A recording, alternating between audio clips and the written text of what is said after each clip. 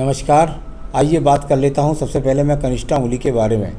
कनिष्ठा उंगली अच्छे ज्ञान के हिसाब से ठीक है, भाषा शैली के हिसाब से ठीक है, व्यवहार के हिसाब से ठीक है या आर्दास्त के हिसाब से ठीक है। चारों चरणों में ये अपने आप में ठीक है। परंतु जब जब किसी की कनिष्ठा उंगली सूर्य के पहले पर्व तक ना पहुँचे, ऐसा व्यक्ति व्यापार में हो, नौकरी में हो, किसी भी कार्य क्षेत्र में हो, उसे बहुत अप डाउन का सामना करना पड़ता है। यानी कुल मिलाकर के उसको उन्नति करने के लिए, तरक्की में कई बार कई स्टेज में अपने जीवन के अंदर गुजरना पड़ता है, अप डाउन का सामना करना पड़ता है। इस प्रकार की आपकी ये कनिष्ठा उंगली है। आइए बात करता हूँ मैं सूर्य की उंगली की। यश मान सम्मान के लिए जाने वाली सूर्य की उंगली की लंबाई बृहस्पति की उंगली की लंबाई के बराबर है। यानी ये बात निश्चित हो गई कि आपके जीवन के अंदर आप अच्छे परिवार से पैदा हैं, जिस स्टेज से पैदा हैं उसी स्टेज से आप कोई ख़राब स्टेज में नहीं है, मजबूत स्टेज में है। और जीवन के अंत चरण तक जब ये दोनों उंगलियां लंबाई में बराबर हो जाएं तो ऐसे व्यक्ति के जीवन के अंदर व्यक्ति का जीवन एक तरीके का गुजर जाता है। यानी कि खुशहाल खुशहाल खुशहाल, यानी कि जीवन में मकान भी है, संतान भी है, पत्नी भी है, माता पिता का सहयोग भी है। ऐसी सारी चीज़ें कुल मिलाकर व्यक्ति को मिल जाती हैं और अपने जीवन में कभी भी वो डाउनफॉल का जिस स्थिति में पैदा होता है उससे नीचे का कभी नहीं देखता। कुल मिलाकर ये सही संकेत है। यहाँ शनि की उंगली के साथ में जुड़ी हुई उंगली आपकी है सूर्य की, यानी कुल मिलाकर माता पिता की सेवा भी आपने की है। अब बात करते हैं यहाँ पर आपकी शनि की उंगली की। बहुत ही स्पष्ट और साफ यहाँ शनि उंगली, यानी कि शनि के ढैया, शनि की साढ़े साथी, शनि की महादशा कभी भी आपके जीवन में आपको परेशान नहीं करेंगी, खासतौर से धन और ख़ासतौर से शारीरिक कष्ट के लिए। तो ये अपने आप में यहाँ बहुत ही सही आपकी यहाँ पर ये शनि की उंगली है। अब बात करता हूँ मैं बृहस्पति की उंगली की। बृहस्पति की उंगली ईश्वर के प्रति आस्था की बात करें, ठीक है। पत्नी से संबंधों की बात करें, ठीक है। यहाँ संतान सुख की बात करें, वो भी ठीक है। तो कुल मिलाकर कोई पितृदोष या कोई गण दोष या किसी तरह का ऋण दोष वो भी यहाँ पर नज़र नहीं आता। तो उंगली में इस प्रकार का संकेत भी, यानी कुल मिलाकर चारों उंगलियों के जो पर्व चीज़ उंगलियाँ हैं वो तो अपने आप में ठीक हैं। अब बात करेंगे यहाँ बुध के पर्वत की। बुध का पर्वत, कनिष्ठा उंगली जहाँ खराब थी तो वहाँ बुध के पर्वत पर ये 2 से 3 रेखाएँ भी यहाँ पर खड़ी हुई हैं। यानी कुल मिलाकर ये वो पर्वत है, इस पर थोड़ी सी ये यहाँ इस समय पर ये आकस्मिक रेखा के रूप में ये छोटी सी काटने वाली रेखाएं भी मौजूद है। जब इस प्रकार की आड़ी रेखा 2 पर्वतों को अपने साथ में जोड़ लेती है तो ये 2 चीज़ों में मानी जाती है। एक तो ये कि इसने धन पर ग्रहण लगा रखा है, ऐसा नहीं है ये हमेशा रहेगी, ये ज़्यादा से ज़्यादा हो सकता है साल रह जाए, 1.5 साल रह जाए, बहुत कम आदमियों के होता है जो आगे तक रहेगी। तो फिर ये दोनों समस्याएं रहेंगी। यानी कि ये एक तो सूर्य के पर्वत को टच कर रही है और सूर्य का पर्वत भी यहाँ दबा हुआ है, यानी कि सम्मान के पर्वत भी दबा हुआ है और वहाँ भी काट रही है और बुध पर्वत को काट रही है। यानी धन खर्च भी हो रहा है और ऊंचाई और सम्मान भी नहीं मिल रहा है, विवाद भी मिल रहा है। यहाँ इस तरह के दर्शाने वाला ये सूर्य के पर्वत है। कुल मिलाकर के यहाँ सूर्य पर्वत की जो रेखा है वो तो सम्मान वाली है, वो तो कार्य है, यानी दूर स्थानों से जुड़ करके सम्मान प्राप्त करने वाली। और यदि आप अपने जीवन में राज्य सरकार की नौकरी के लिए प्रयास करते तो वो भी आपको मिल जाती। यहाँ से सूर्य पर्वत से निकल कर के एक रेखा का संबंध बृहस्पति के पर्वत से के साथ भी है। जब इस प्रकार की रेखाएं होती हैं तो व्यक्ति राज्य सरकार के कार्यों से, राज्य सरकार के बड़े बड़े अधिकारियों के साथ व्यक्ति के संबंध होते हैं। यानी कि बड़े बड़े जो ओहदे वाले लोग होते हैं, नौकरी वाले लोग होते हैं, उनके साथ व्यक्ति के संबंध होते हैं। और यहाँ बृहस्पति को देख रही है तो कुल मिलाकर के ऐसा व्यक्ति तीर्थ यात्राएं भी अपने जीवन में कर लेता है, दान पुण्य भी अच्छा करता है। कुल मिलाकर यह ठीक है। अब ये शनि पर्वत की बात करता हूँ। ये शनि का पर्वत और यहाँ पर ये धन की रेखा है। जब इन रेखाओं को पढ़ें तो ये देखिए यहाँ ये वो संघर्ष वाली रेखाएं हैं जो धन दिलाती हैं लेकिन संघर्ष भी दिलाती हैं। तो इस प्रकार से यहाँ पर अगर ये रेखा ना होती तो धन बिल्कुल भी नहीं होता। अब बात करते हैं हम आपके बृहस्पति के पर्व की। बृहस्पति का पर्व और यहाँ से निकलने वाली रेखाएं यदि ऊपर को देखती हैं तो मंगल पर्वत से 2 खड़ी रेखाएं व्यक्ति के जीवन के अंदर पैतृक संपत्ति के साथ साथ स्वयं का मकान भी व्यक्ति का होता है। इस प्रकार को दर्शाने वाले यहाँ पर चिन्ह हैं। कुछ यहाँ पर सर्जरी चिन्ह है, यानी काटने वाली रेखाएं आपस में, उनको मैं सर्जरी चिन्ह बोलता हूँ। ऐसे चिन्ह होने से व्यक्ति का पेट खराब के साथ साथ व्यक्ति के जीवन के अंदर संपत्तियों के विवाद का सामना भी करना पड़ता है। आइए बात करते हैं मुख्य रेखा के बारे में। यहाँ आपकी हृदय रेखा और आपकी बुद्धि रेखा, ये दोनों की दोनों रेखाओं को देखिए आप, ये एक दूसरे के ऊपर वलय होकर के चढ़ी हुई हैं। इसके 2-3 प्रकार से फल जाने जाते हैं, आप ध्यान करिए। नंबर 1 बात, ऐसा व्यक्ति अपने जीवन में डिसिप्लिन वाला होता है, यानी अपने घर के अंदर उसको सब लोग ऐसा समझते हैं कि ये बहुत कड़वे जवान के हैं, बहुत हमारे ऊपर अपनी चलाते हैं, बहुत अपनी बातों को हमारे ऊपर लादते हैं, तो उससे परिवार वाले उनसे असंतुष्ट रहते हैं। क्योंकि बुद्धि रेखा हृदय रेखा में मिली हुई है, तो ऐसा व्यक्ति ऐसा नहीं जैसा दिखाई देता है। वो अपने घर वालों को बहुत ज़्यादा प्रेम करता है, यानी कि हृदय रेखा का मस्तिष्क यानी दिमाग के अंदर सिर्फ और सिर्फ एक बात हमेशा बनी रहती है कि मुझे अपने बच्चों को, मुझे अपने परिवार को, मुझे अपने घर वालों को, उनको बहुत चाहता है, इनको अपने मन के पास रखता है।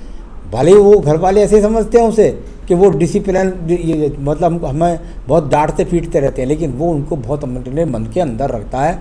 इस प्रकार की रेखा, साथ ही साथ कई जगह विवाह रेखाएं दूषित भी हो रही हैं। पत्नी के साथ तो तड़ाक भी होती रहती है, बच्चों के साथ भी होती रहती है, खटाव के रिश्ते भी होते रहते हैं, और स्वयं भी आप किसी न किसी रोग से पीड़ित रहते हैं। इस प्रकार की यहाँ पर ये बुद्धि रेखा और यहाँ हृदय रेखा, दोनों का एक ही रेखा ने काम किया है, और उनके फल जो मैंने आपको बताए हैं वो है। सारी रेखा शुरू से आखिर तक काफ़ी दूषित रूप से भरी हुई है, यानी व्यक्ति के अंदर मानसिक शांति नहीं रहती। अब बात करते हैं इसके बाद में आपकी मंगल रेखाओं के बारे में।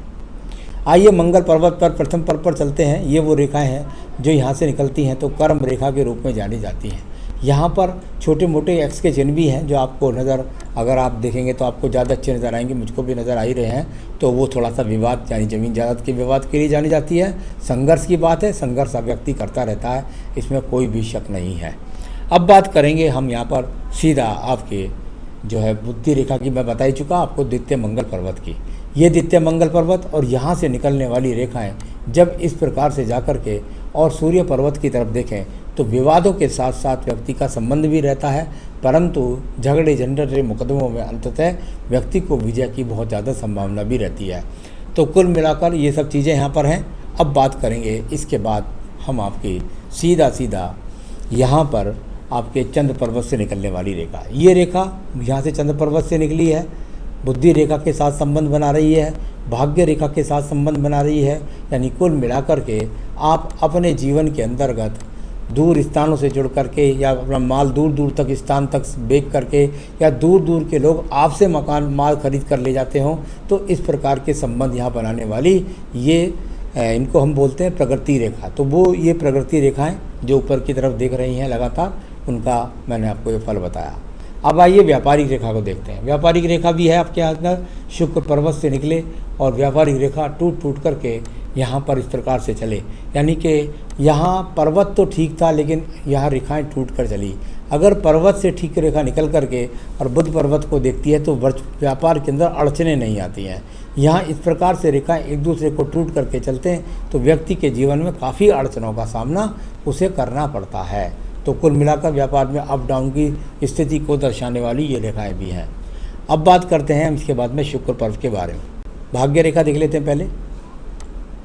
ये भाग्य रेखा और यहाँ से जाकर के ये भाग्य रेखा ऊपर तक लगातार चली गई, यानी जो व्यापार आप कर रहे हैं वही व्यापार आप जीवन भर करते रहेंगे। ऐसी भाग्य रेखा यहाँ पर है, कहीं अप है, कहीं डाउन है, कहीं स्लो दिखलाई पड़ रही है, कहीं मजबूत दिखलाई पड़ रही है, तो उसका ऐसे ही फल जानिए। कभी सही व्यापार चल जाता है, कभी डाउन चल जाता है। आइए बात करता हूँ आपके शुक्र पर्व के बारे में। आपका शुक्र पर्वत अगर मैं देखता हूँ तो संसाधनों की किसी प्रकार से कोई कमी नहीं, यहाँ ईश्वर कृपा से अच्छे खासे संसाधन आपके पास में मौजूद हैं। अब बात करते हैं यहाँ आपके आयु रेखा के बारे में। आयु रेखा और ये इस प्रकार से चल कर के और लगभग जाते जाते मणिबंध तक होंगे, यानी 77-78 वर्ष की आयु रेखा भी है। आयु रेखा की भी कोई कमी नहीं है। मंगल रेखा अंदर सपोर्टिंग रेखा के रूप में है। कितनी मुसीबतें व्यक्ति के पास में आती हैं लेकिन सब पर विजय प्राप्त कर जाता है। ये वो मंगल रेखा आपको मिली हुई है। तो चलिए, आपके सारे हाथ का फल बताया, अब मैं सवाल देखता हूँ। मेरे पास लग्जरी गाड़ी, बंगला और फार्म कब तक बनेंगे? आपकी 51-52 वर्ष की आयु है। यहाँ यदि मैं 51-52 वर्ष में जाता हूँ तो क्योंकि आपकी जो बुद्धि रेखा और हृदय रेखा का जो संगम बन रहा है, ये लगभग मैं समझता हूँ 45 वर्ष के बीच में बन रहा है। और 45 वर्ष से यदि मैं देखूँ तो लगभग 60 वर्ष तक आपके पास ये कोई बहुत ख़राब समय नहीं है।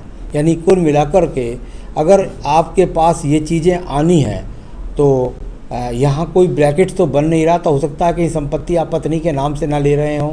तो कुल मिलाकर के कुछ साइड में ये थोड़ा सा त्रिकोण सा बन रहा है, लेकिन बहुत ज़्यादा तो नहीं। लेकिन ये वो समय है जो 60 वर्ष तक आप बना गए तो आप बना गए फार्म हाउस और बंगला, क्योंकि इस समय बहुत ज़्यादा संभावना ये चीज़ की है आपके 52 वर्ष से लेकर के आपके 60 वर्ष के बीच में। यहाँ कोई ब्रैकेट्स नहीं बना, कोई चतुर्भुज नहीं बना, इस कारण से अभी वो स्थिति यहाँ पर स्पष्ट बनी नहीं है। आप विचार कर रहे हैं, धीरे धीरे करके वो रेखाएं बन जाएंगी और वहाँ ब्रैकेट या चतुर्भुज बन करके ये सिद्ध हो जाएगा कि आपका बन जाएगा कहीं। लेकिन ये जीवन भाग्य रेखा अपने आप में अनुकूल है। यहाँ कहीं ना कहीं आपका जीवन अच्छा रहने वाला है। 60 वर्ष तक काफ़ी कुछ आप अर्न करने वाले हैं। मेरे जीवन का एक कानूनी मसला कब सुलझेगा, जो मुझे ज़मीन मिलेगी या नहीं मिलेगी। यहाँ पर मैंने देखा था कि मंगल रेखा से द्वितीय पर्वत से रेखाएं निकल रही थी और वो देख रही हैं सूर्य पर्वत की तरफ, यानी कि वो दिख रही हैं झगड़े, झंझट और मुकदमे की तरफ। ये रेखा जो थी ये देख रही हैं सूर्य पर्वत की तरफ। और यहाँ पर जो संबंध बन रहा है वो शनि पर्वत और बहुत बड़ा बृहस्पति पर्वत के साथ, यानी कुल मिलाकर के बहुत मोटी रिश्वत देने के लिए तैयार रहिएगा, तब जाकर के ये पक्ष आप में हो सकता है। ऐसी संभावना दिखाई देती है। बुढ़ापे की आगे उम्र में कैसी बीतेगी या तकलीफ में बीतेगी। आपका जो बुढ़ापे की बात करता हूँ, आयु रेखा भी स्पष्ट है। कुल मिलाकर थोड़ा रेखा, हृदय रेखा ज़रा ख़राब है। मुझे लगता है स्वास्थ्य का आपको विशेष रूप से ध्यान आगे रखना पड़ेगा। यानी ऐसा कुछ नहीं, कोई बहुत डरने वाली बात है। हाँ, रोग परेशान करेंगे। मेरा कारोबार फ़िलहाल ठीक नहीं चल रहा है, लंबे समय तक कब सुधरेगा। अभी आप जिस स्थिति को चल रहे हैं, इस स्थिति में थोड़ा बहुत और सुधार होगा। कुछ उपाय बता देता हूँ, वो और सुधार करेंगे। मुझ पर मेरे परिवार और बच्चों का साथ कब तक रहेगा। बीवी बच्चों का साथ हमेशा रहेगा, चिंता मत करिए, बहुत अच्छी उम्र है और अच्छा रहेगा। पत्नी का थोड़ा स्वास्थ्य का ध्यान रखिएगा। मेरे सर पे कुछ कर्ज है, वो कब ख़त्म होगा। वो बहुत जल्दी ख़त्म हो जाएगा। चलिए अब बात करते हैं। 2 साल के अंदर वो ख़त्म ही हो जाएगा, 2-3 साल में। चलिए, ये सब बातों को मैंने आपका जवाब दिया। अब बताने वाला हूँ मैं आपको कुछ उपाय, जो आप करेंगे तो आप बहुत जल्दी अपने मुकदमों में भी विजय प्राप्त करेंगे और साथ ही साथ आप जो है अपने विजय के साथ में, मुकदमों में विजय प्राप्ति के साथ साथ में आपका स्वास्थ्य भी अच्छा रहेगा। इसके लिए मैं कुछ उपाय बताता हूँ। मेरे हिसाब से आपने जो दोनों रत्न पहन रखे हैं वो पहन रखे हैं आपने, यहाँ पर या तो माणिक्य पहन रखा है या पुखराज पहन रखा है। तो रत्न में कोई दिक्कत नहीं है, रत्न आपके यही पहने रखिए, इसमें कोई प्रॉब्लम नहीं है। आपको पूजा में प्रतिदिन हनुमान अष्टक और आदित्य हृदय स्रोत, मुकदमों में विजय, स्वास्थ्य पर विजय, आपके लग्जरियस जीवन, ये सब चीज़ें मिल जाना इनके हाथ में है, सूर्य देव के हाथ में। तो आपको आदित्य हृदय स्रोत और साथ ही साथ हनुमान अष्टक रोजाना अपनी पूजा में पढ़ना है। शनिवार के दिन आप मुकदमों में विजय प्राप्त यदि करना चाहते हैं तो शनिवार के दिन आप हनुमान जी के मंदिर में जाइएगा और वहाँ पर आप 4 बेसन के लड्डू रखिएगा और वहाँ पर एक चमेली के तेल का दीपक हनुमान जी के सामने जला कर रखिए और वहाँ बैठ कर के अगर हो सके तो आप कम से कम 7 बार हनुमान चालीसा अवश्य पढ़ें। तो ये आपको लंबे समय तक करना होगा। इसको करिए, फिर देखिए विजय कैसे आपके पास आती है। तो बस इतना करें, जीवन में खुशी रहें, यही मेरी शुभकामनाएं। नमस्कार।